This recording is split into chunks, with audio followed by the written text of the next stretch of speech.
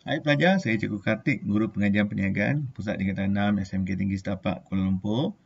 So, Cikgu nak sambung satu lagi bahagian dalam pengeluaran, itu bahagian yang ke-12. So, hari ini kita akan bincang apakah alat-alat kawalan inventory. Okey, so alat kawalan inventory ni ada 3 ya, iaitu kuantiti pesanan ekonomi, titik pesanan semula atau dipanggil ROP, dan juga kaedah tepat pada masa atau dipanggil just in time. Okey, so ada 3 alat kawalan inventory yang kita boleh guna. Okey, dan kamu juga boleh mengaplikasikan, maksudnya kita menggunakan. So ada sedikit pengiraan. Okey, alright. So apa dia kuantiti pesanan ekonomi atau EOQ? Okey, EOQ ni berkaitan dengan kita nak jimatkan kos.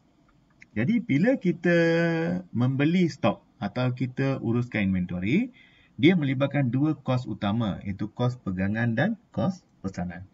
Kos pegangan dipanggil holding cost, kos pesanan maksudnya ordering cost. Okey.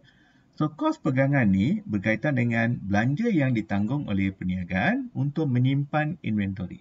Contohnya sewa gudang, kos insurans, kos CCTV dan sebagainya. Itu kos untuk menyimpan atau memegang inventory. Kos pesanan maksudnya ordering cost. Okey, kos untuk memesan inventory, contohnya gaji pekerja. Kamu terpaksa mengupah seorang kerani untuk membuat pesanan. Okey, dia kena uruskan email, kena uruskan dokumen, uruskan sebut harga. Yang ini melibatkan kos, dipanggil kos pesanan. Okey. Jadi, kalau kita pesan inventory dalam kuantiti yang besar, maksudnya katakan setahun kita hanya order 2 kali aja. Kita order jumlah yang besar, jadi kos pesanan akan turun sebab kamu hanya tempah 2 kali aja. Tapi kos pegangan akan meningkat sebab kita order dalam jumlah yang banyak. Kalau kita order dalam jumlah yang sedikit, maksudnya kamu kena order kerap kan? Bila kamu order banyak kali atau kerap kali, kos pesanan akan meningkat. Tapi kos pegangan akan menurun. Kamu nampak hubungan antara 2 kos ni. Jadi, EOQ bantu pengurus kenal pasti kuantiti pesanan inventory yang paling baik, yang paling ideal, di mana dua-dua kos ni adalah minimum. Kos pegangan dan kos pesanan ialah minimum. Jadi EOQ ni bantu kita untuk menjimatkan kos. Sebab itu dipanggil kuantiti pesanan ekonomi. Okey. Cuba tengok graf ni. Paksi Y menunjukkan kos dan paksi X menunjukkan saiz pesanan. Okey. Jadi kamu tengok ordering cost ni, graf dia, kos dia tinggi kalau kita order dalam saiz yang kecil. Kalau kita order saiz yang kecil, kamu kena order kerap kali. Jadi kos pesanan akan meningkat. Kalau kita order saiz yang besar, kos pesanan turun sebab kita hanya order sekali atau 2 kali aja. Itu kos pesanan. Hubungan dia negatif. Holding cost ni dia ada hubungan positif dengan saiz pegangan. Jadi kalau kita order sikit, kos pegangan sikit. Kalau kita order banyak, kos pegangan banyak. Jadi tempat di mana kita dapat meminimumkan kos, itu dipanggil economic ordering quantity. Tempat di mana dua-dua kilo ni bersilang. Di mana kosnya paling rendah. So itu dipanggil EOQ. Okey. Okey. Ada beberapa andaian yang dibuat berkaitan dengan model EOQ. Okey. So tanpa andaian ni, model ni tak berfungsi. Okey. Satu, kita mengetahui permintaan dengan konsisten. Permintaan ni kita tahu dan juga permintaan ni tetap konsisten. Maksudnya tahu berapa banyak barang diperlukan. Contohnya kalau kamu seorang penjual barang elektrik, kita boleh tahu satu bulan berapa kipas angin kita akan jual. Sebulan berapa printer kita akan jual. Dan permintaan ni konsisten, maksudnya sama. Itu andaian yang pertama. Yang kedua, masa menunggu terima pesanan ni malar. Maksudnya masa ni fix, tetap. Okey, masa terima telah masa pesan ni tetap. Katakan 3 hari. Dia tak berubah. Okey. Tiada kekurangan wujud dalam pesanan. Maksudnya kalau kita order 10, peniaga akan hantar 10. Tak ada kekurangan. Tiada art size ke atas size lot item. Maksudnya kita boleh order berapa banyak kita suka. Item diterima sekaligus. Maksudnya dia hantar sekali, bukan pecahan. Jadi kalau you order 30 kipas angin, Dia akan hantar 30, bukan 10, 10, 10. Okey. Hanya terdapat dua jenis kos, iaitu kos pegangan dan kos pesanan. Ini andaian yang perlu ada untuk mengira EOQ. Okey. Tadi kita dah katakan ada dua kos. Jadi kamu kena ingat formula untuk mencari kos pesanan dan kos pegangan. Okay. So kos pesanan ialah D bagi dengan Q darab dengan S. Ataupun remember DS bagi Q. Okay. Rumus kos pegangan ialah Q bagi dengan 2 darab dengan H. Okay. Atau QH bagi 2. DS bagi Q, QH bagi 2. Itu formula untuk mencari kos. Jadi kalau tambah dua-dua ni, kamu dapat jumlah kos inventory. Okey, ingat DS over Q. Okey, tambah dengan QH bagi 2. Okey, so what is the keyword ni? D kecil merujuk pada permintaan sehari, seminggu atau sebulan. D maksudnya demand. Jadi kalau D kecil itu maksudnya permintaan untuk satu hari, seminggu atau sebulan. D besar, permintaan untuk setahun. Annual demand. Okay, D di mana? Permintaan inventory untuk setahun.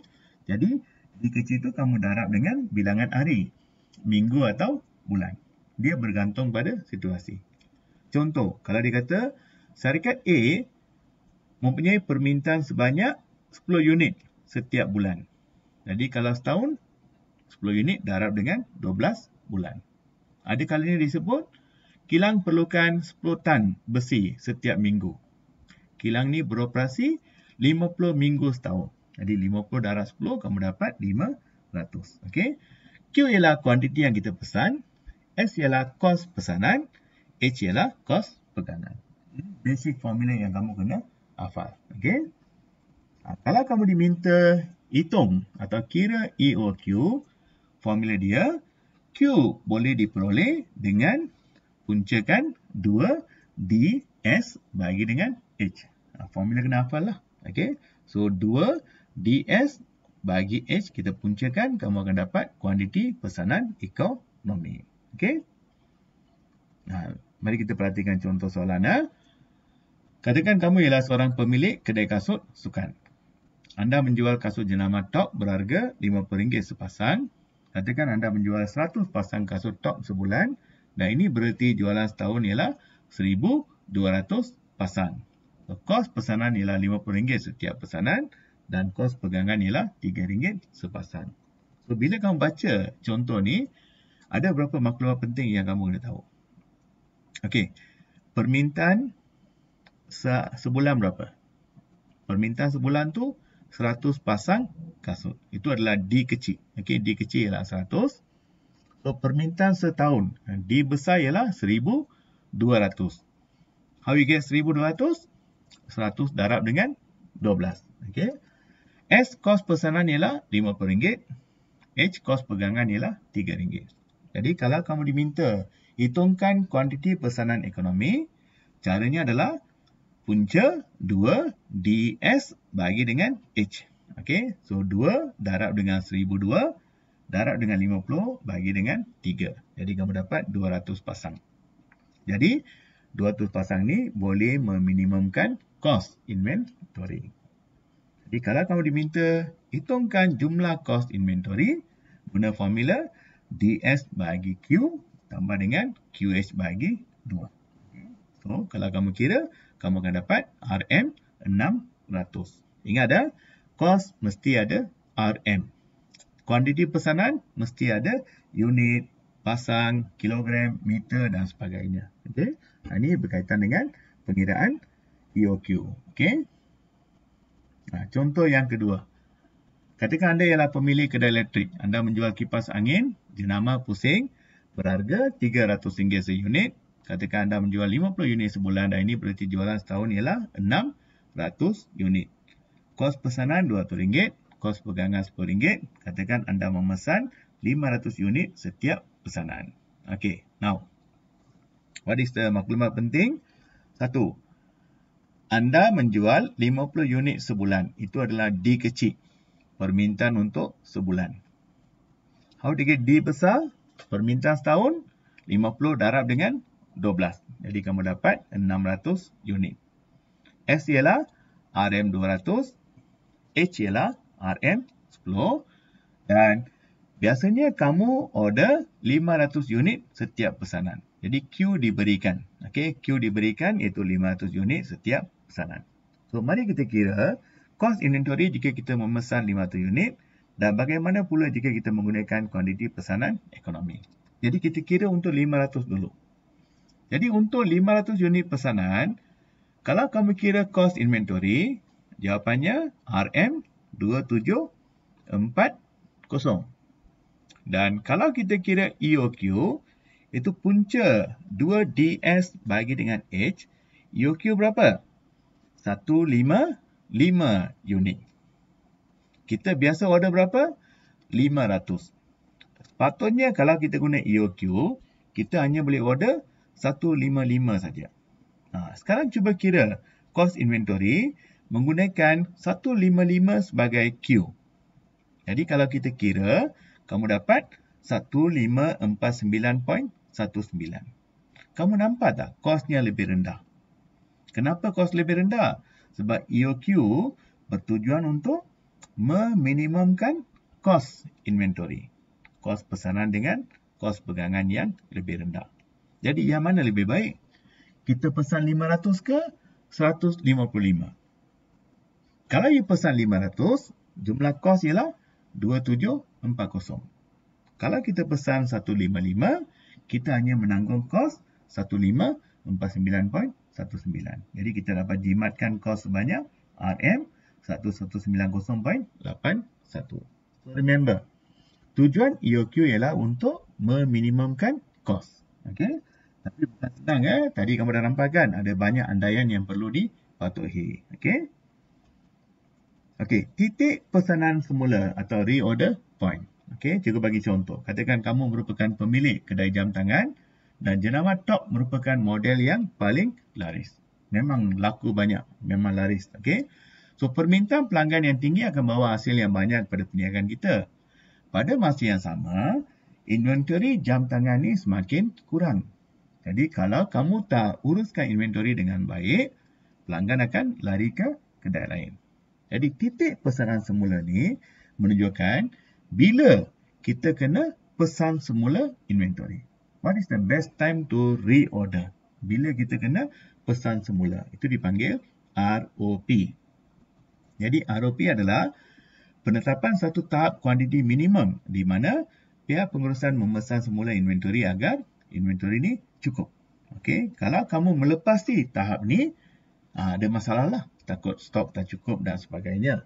Kalau kita order lebih awal, takut terlebih stok. Okey, so apa formula dia? Very simple. D kecil darab dengan L.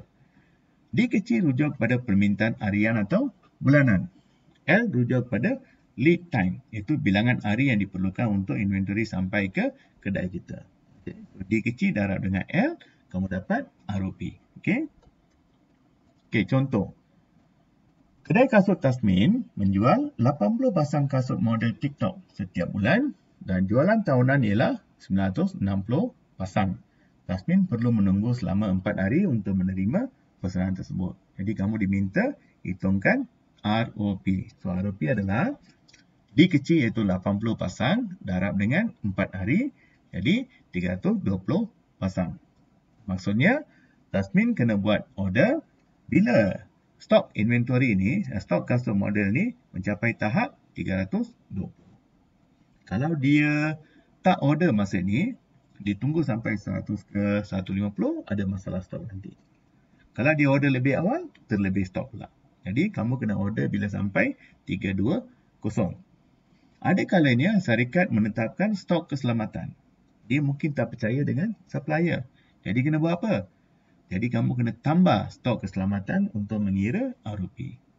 So D darab L tambah dengan stok keselamatan atau safety stock. Itu cara mengira ROP. Okey. Contoh soalan.